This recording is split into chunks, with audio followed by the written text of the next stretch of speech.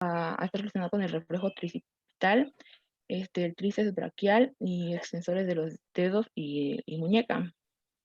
Y en el inferior va a estar dados por C8 a T1, y va a inervar lo que son los músculos de la mano y flexores profundos de los dedos. En cuanto a lo infraclavicular, va a estar dividido en dos partes, que sería anterior y posterior. El anterior salen la mayoría de los nervios que suplen a músculos flexores del brazo y mano, y el posterior a los extensores. Aquí va a haber, voy a ver lesiones del plexo braquial, donde el mecanismo más frecuente es la elongación o tracción del plexo, y la causa más frecuente sería en los accidentes de tráfico. También la localización lesional más frecuente sería por mecanismo de tracción, que sería la supraclavicular y superior. Bueno, para las vértebras torácicas, sus rasgos característicos van a ser que tienen fosilitas costales que se articulan con las costillas. Las vértebras T1 a T4 poseen algunos rasgos de las cervicales, y la T11 y T12 se articulan a las costillas falsas. Las vértebras lumbares se distinguen por sus cuerpos macizos, sus láminas robustas y la ausencia de fosas costales. Sus cuerpos van a ser en forma de riñón. La L5 es la mayor de todas las vértebras móviles y soporta el peso de la mitad superior del cuerpo. La L5 se caracteriza por un cuerpo macizo y su apófisis transversa robusta.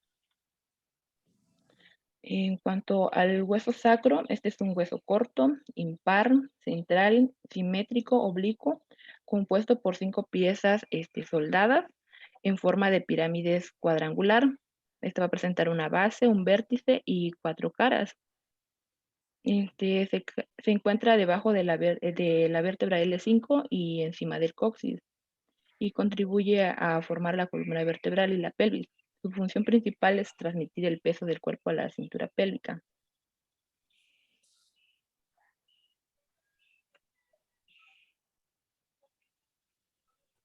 Bueno, continuando con el coxis, nos menciona que es la parte más baja de la columna vertebral y representa una cola vestigial.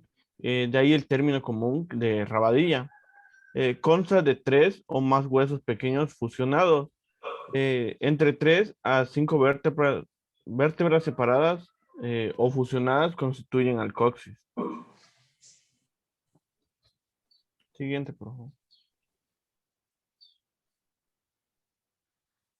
En cuanto a las articulaciones de la membrana, de la columna vertebral, disculpa, están las articulaciones de los cuerpos vertebrales, entre los arcos vertebrales, que serían articulaciones cigoapofisiarias, la articulación atlantoaxoidea, la atlo-occipital y las costovertebrales y las sacroiliacas. Las articulaciones de los cuerpos vertebrales son de tipo cartilaginoso secundario, que se le conoce como sínfisis. Las caras articulares de las vértebras están conectadas a través de los discos intervertebrales y ligamentos. Bueno, los discos absorben los choques y su forma variable explica las curvaturas secundarias de la columna vertebral. El disco intervertebral se compone de un anillo fibroso compuesto por láminas concéntricas de fibrocartílago y un núcleo pulposo, como podemos observar en la imagen. Recuerden que este tipo de articulaciones de la columna, en cuanto al movimiento, se conocen como anfiartrosis. Acuérdense que en cuanto al movimiento, las que más se mueven son diartrosis, las que no se mueven se llaman sinartrosis, y las que se mueven poco se llaman anfiartrosis. Entonces, esta es una anfiartrosis.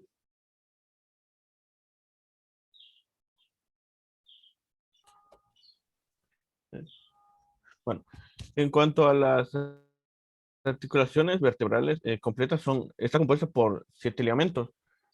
En la parte anterior, bueno, encontramos el longitudinal anterior, que es una banda fibrosa que cubre las caras anterolaterales de los cuerpos y discos vertebrales, desde la C1 y el sacro. El siguiente sería el longitudinal posterior. Esta es una banda más estrecha y débil que la anterior. Este discurre del conducto vertebral a lo largo de la cara posterior de los cuerpos vertebrales del sacro a C2. Los siguientes, la siguiente, por favor, es el intertransverso. Este une las apófisis transversas. En lo que es la cápsula articular, recubre las articulaciones interapofisiarias. Estas son de gran importancia en las cervicales. Y el otro ligamento sería el amarillo, que une las láminas vertebrales entre sí. También tenemos los ligamentos interespinosos y supraespinosos, que estas unen las apófisis espinosas entre sí.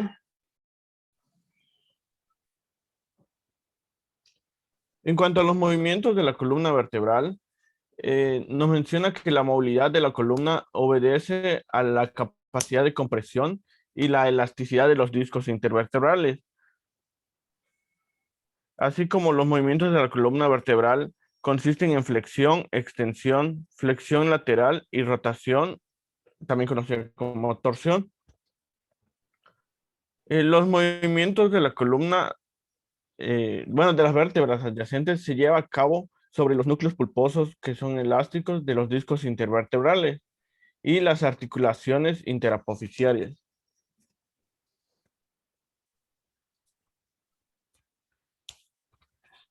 Bueno, en cuanto a la frecuencia de los accidentes, la principal causa sería los accidentes de tránsito en un 44%. En cuanto a la violencia, equivale a un 24%, las caídas 22%, algunas lesiones deportivas el 8% y entre otras causas un 2%. Bueno, más de la mitad de los traumatismos retromedulares suceden en el área cervical y un tercio en el área torácica y el resto en el área lumbar.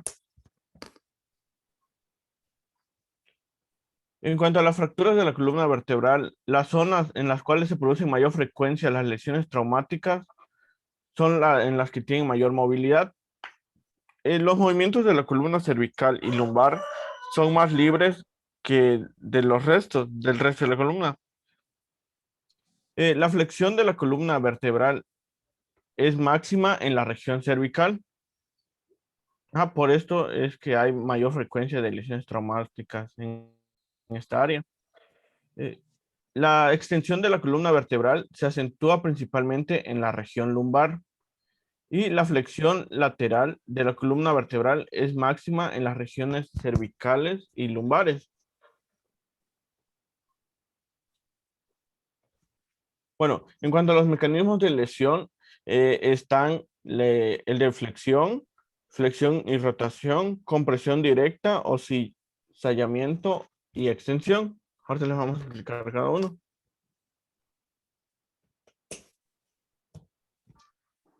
Bueno, en cuanto a la flexión, nos menciona que el agente de producción viene perpendicularmente hacia arriba y hacia abajo, asociado con la hiperflexión. Un ejemplo sería en las caídas de cabeza o en los clavados en las piscinas de poca profundidad. La fractura es anterior, como podemos observar en la imagen, hacia dónde va el mecanismo de lesión.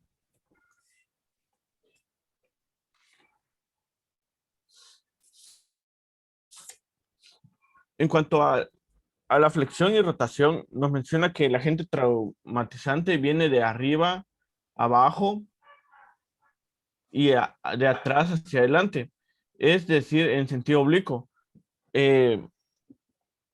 Bueno, esto ocurre en la hiperflexión. Un ejemplo sería cuando hay un derrumbe o en las volcaduras. O sea, en estos accidentes puede haber la lesión por flexión y rotación.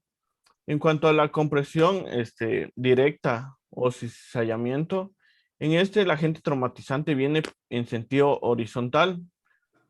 Un ejemplo sería cuando hay un atropello o en las explosiones.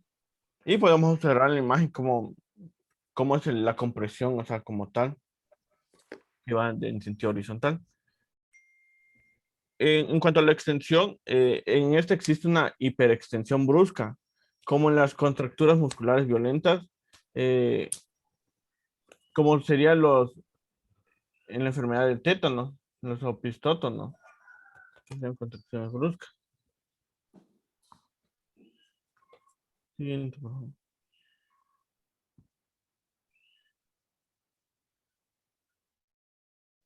Bueno, en cuanto por estallido o compresión del eje axial, estas son lesiones de la columna anterior y media.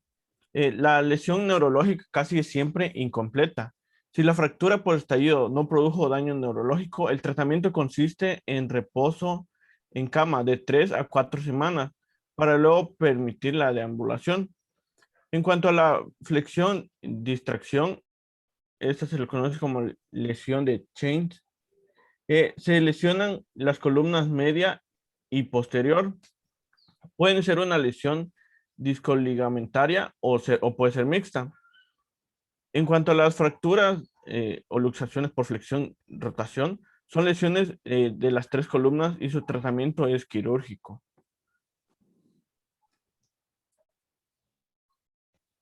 Aquí podemos ver, observar cómo son los movimientos, bueno, los mecanismos de lesión, de acuerdo a las que ya habíamos mencionado.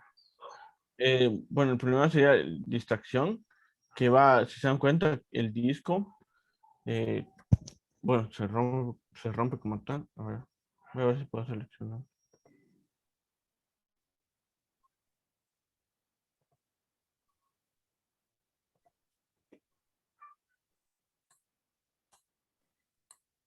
Acá, se dan cuenta. Entonces hay una separación, lo que sería el disco. En la distracción y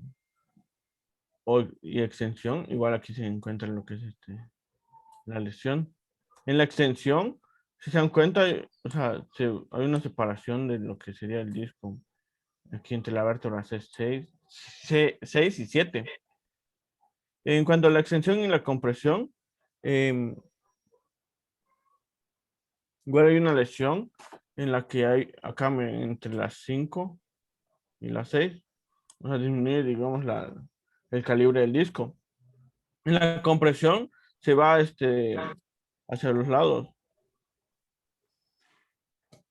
Y en la flexión y compresión hay una lesión acá. En la flexión, igual hasta puede haber movimiento de las vértebras. Y en la última, lo que sería flexión y distracción, igual hay bueno, sería un desgarre del ligamento aquí en la parte posterior.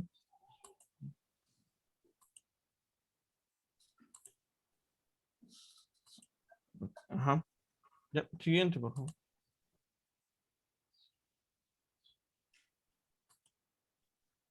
Bueno, en cuanto relacionado a los mecanismos de producción por la presencia o no de lesiones neurológicas, tenemos dos tipos de fracturas, las estables.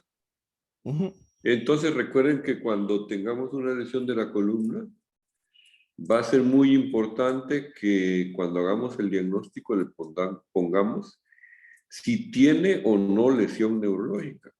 Conforme vayamos ahorita viendo la columna, vamos a ver cómo se revisa, cómo se explora para saber si hay lesión o no. Pero este es lo más importante, ¿verdad? Si es estable y si hay o no lesión neurológica.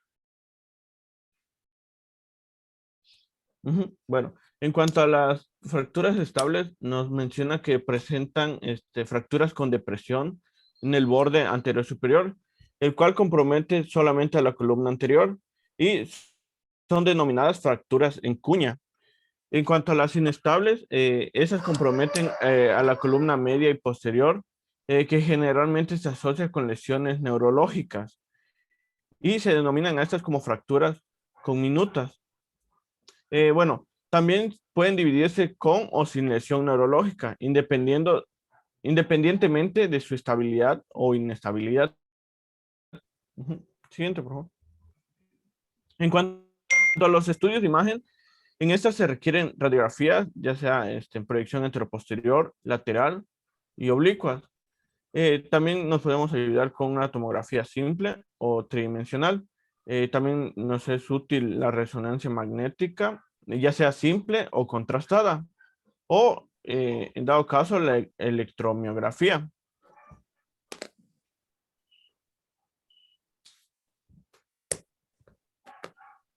O bien todo lo que está ahí lo usamos, ¿verdad? También usamos primero las radiografías y a partir de las radiografías, y si hay lesión neurológica o no, usamos los demás estudios, la tomografía, la resonancia para ver la médula, o la electromiografía, que es un estudio eléctrico de todos los músculos. O sea, cuando sospechamos de lesión neurológica, pues hacemos la electromiografía que nos permite ver si hay o qué tanta lesión hay neuromuscular, periférica. Bien, vamos a cambiar un poco el sistema y no sé a quién le toque, pero quisiera que empezáramos con lo último. Vamos a empezar de coxis hacia arriba y eso nos va a facilitar el estudio de la columna.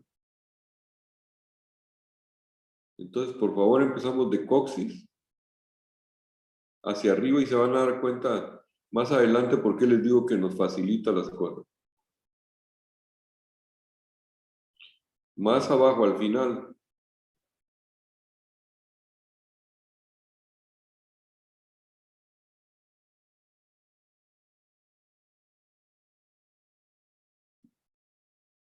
Muy bien.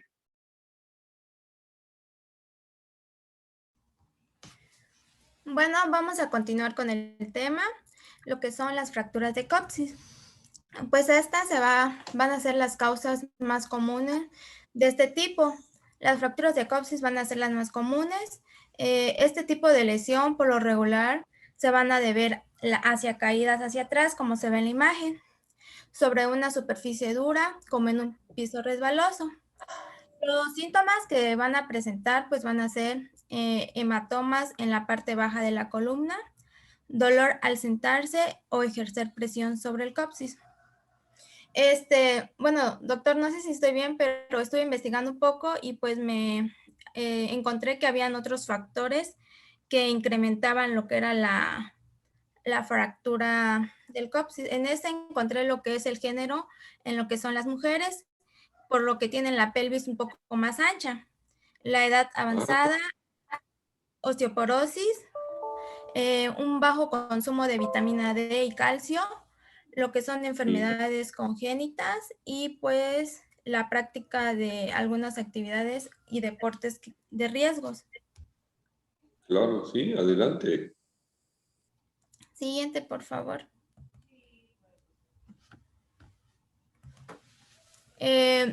La lesión del coxis moderada, esta se va a tratar con reposo en cama y se puede en cama o sentarse en un cojín en forma de dona, como la que se ve en la imagen, y tomar baños calientes. Esto puede ayudar a lo que es aliviar el dolor. Entonces, fíjense que los pacientes tienen mucha dificultad para hacer del baño, ¿verdad? Porque les duele muchísimo. Pero vean que no hay ninguna lesión neurológica importante. O sea, es la parte más baja, donde ya salieron todos los raíces nerviosas que van a las extremidades pélvicas y no hay ninguna lesión importante. Claro, puede haber hipoestesia, anestesia del periné, pero eso y dificultad para caminar, pero por el dolor, no porque haya alguna alteración neurológica. Para caminar estoy hablando, porque sí, ya les dije que puede haber alteraciones de sensibilidad en el periné. Entonces es lo más noble de la columna, ¿verdad? Veamos ahora columna lumbar.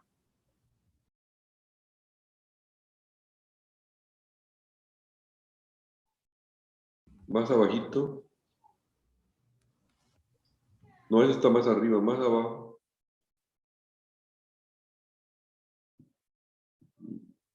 Más cerca de coxis. Ahí estás. Ahí se está regresando.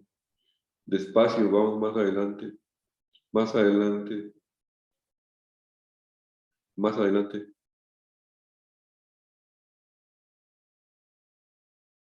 Si quieren de la lumbosacra para adelante.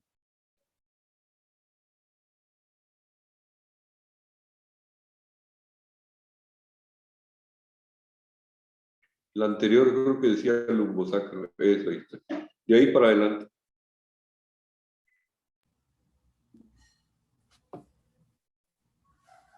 ¿Le puedes cambiar, porfa? ¿O sí? Ah. Las fracturas de lombosacra, pues estas se van a clasificar de acuerdo al cuerpo vertebral, a si hay lesión o no en el cuerpo vertebral. Con alteración en el eje vertebral se van a caracterizar por flexión o extensión. En la inflexión, pues puede ser por una fractura o luxación, una fractura convoluta o una fractura en cuña, como ya se había mencionado, o extensión. Y las que no van a presentar alteración en el eje vertebral, pues estas van a ser fracturas ya sea por aplastamiento, las fracturas marginales, ya sean anterior, posterior o lateral, y las fracturas horizontales, verticales o oblicuas. El cuadro clínico se va a caracterizar principal por una cifosis lumbar, dolor en el sitio de la fractura. Cuando va a existir lesión neurológica, se va a presentar lo que es silencio abdominal, falta de control de los esfínteres, paraplegia y anestesia de lo que es el dermatoma correspondiente a la lesión. Entonces, entonces vean, por favor, esto es lo que me interesa mucho. Recuerden que dijimos que lo más importante en la columna es ver si tiene lesión neurológica o no. Entonces, vean, de abajo hacia arriba, lo primero que tenemos en la columna lumbar, silencio abdominal, falta de control de esfínteres, paraplegia o paraparesia cuando no es completa la lesión, y anestesia desde el dermatoma correspondiente. En estos pacientes hay que tener mucho cuidado porque como tienen silencio abdominal, muchas veces cree uno que también tiene abdomen agudo y realmente no es un abdomen agudo como tal, sino es consecuencia de la misma fractura. ¿Sí? Conforme vayamos subiendo hacia las lesiones más altas, nos vamos a dar cuenta que esto se repite y únicamente se van agregando algunos otros datos. Muy bien. Doctor, la reunión ya se va a terminar, pero podemos volver a entrar con el mismo link. Pero, bueno, a ver qué horas son.